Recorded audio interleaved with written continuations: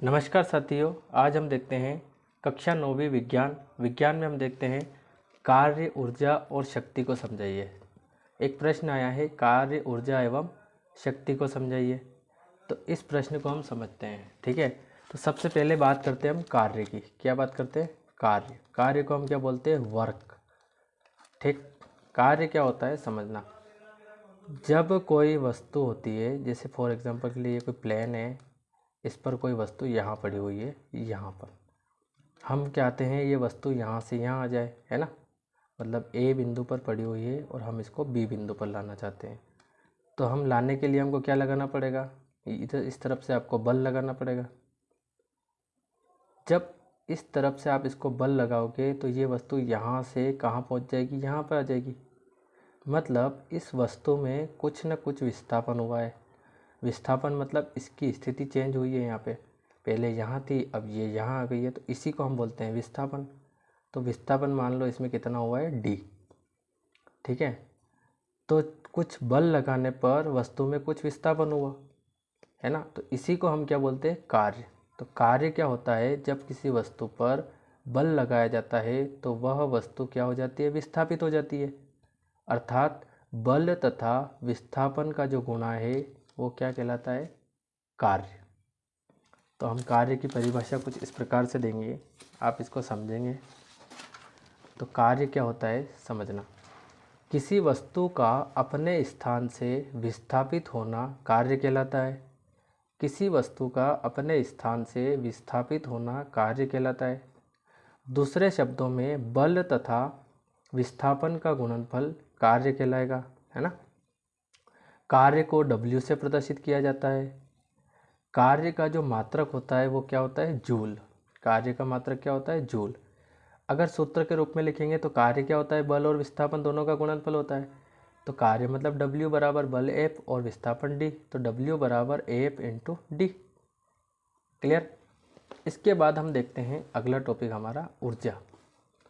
तो ऊर्जा क्या होती है? तो किसी वस्तु के कार्य करने की क्षमता ऊर्जा कहलाती है। सीधी सी लैंग्वेज में सरल है, किसी वस्तु के कार्य करने की क्षमता ऊर्जा कहलाती है।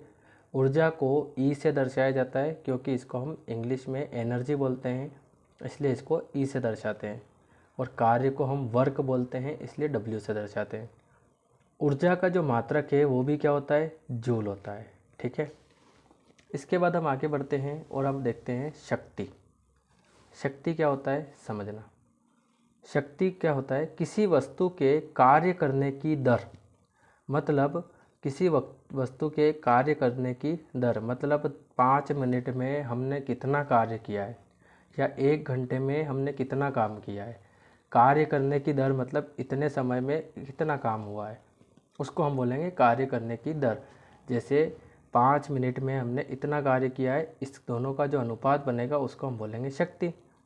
तो किसी वस्तु के कार्य करने की दर शक्ति कहलाती है। शक्ति को P से दर्शाया जाता है क्योंकि शक्ति को हम इंग्लिश में पावर बोलते हैं, इसलिए इसको P से दर्शाते हैं। शक्ति का मात्रक क्या होता है? वाट। क्या होता है? वाट।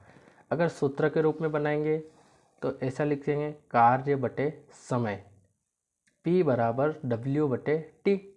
क्लियर। और इसका जो मात्रक है आप चाहो तो यहाँ पे भी लिख सकते हो वाट, या तो आप हिंदी में लिखो या आप इंग्लिश में लिखो, दोनों ही चलता है। ठीक है गाइस। एक और प्रश्न है आज का हमारा, 1 वाट शक्ति को परिभाषित कीजिए। 1 वाट शक्ति क्या होती है? तो जब कोई वस्तु 1 सेकंड में, क्योंकि 1 वाट शक्ति की बात हो रही है, तो 1 सेकंड में 1 जूल कार्य करती है। कितना कार्य करती है? 1 जूल कार्य करती है, तो उस वस्तु की शक्ति क्या हो जाएगी? 1 वाट शक्ति कहलाएगी। क्लियर। 1 वाट शक्ति क्या होती है? तो जब कोई वस्तु 1 सेकंड में 1 जूल कार्य करती है तो वस्तु की शक्ति भी 1 वाट हो जाती है। क्लियर। आपको ऐसे याद हो जाएगा, जब कोई वस्तु 1 सेकंड में 1 जूल कार्य करे तो वस्तु की शक्ति भी क्या होती है? 1 वाट शक्ति होती है। उम्मीद करता हूँ आपको समझ में आया होगा। आप इसको वीडियो को पॉज करके धीरे धीरे इसको नोट करिए। ये आपका कार्य क्या है, उसके बाद आपकी ऊर्जा और शक्ति क्या है,